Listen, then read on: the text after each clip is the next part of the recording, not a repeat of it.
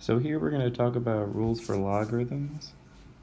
So typically a logarithm looks like this. Every function has an input and an output.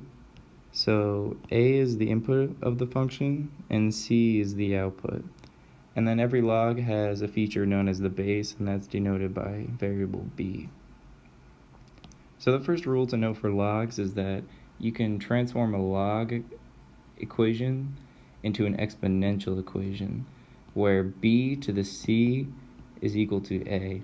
So the base to the output is equal to the input of the function, and this is true always, and it actually goes both ways. So if you have this exponential equation on the right, you could actually turn it back into a log. So that's rule number 1 for logs. Rule number 2 is called the power rule.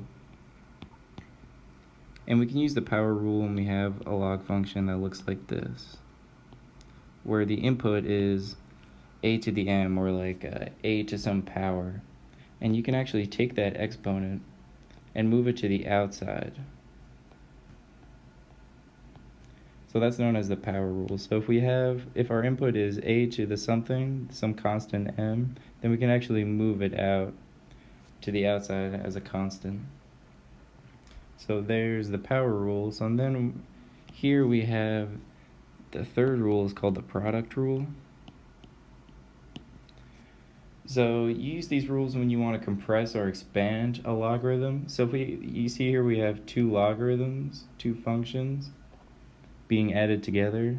So when we have two functions that are with an addition sign between them, we can actually turn them into one log. So if you see we have an x on the inside and a y on the inside, we can combine those and actually into one function where the inside is x times y.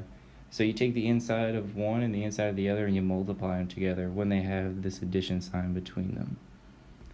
So then that brings us to the next rule, which is the quotient rule.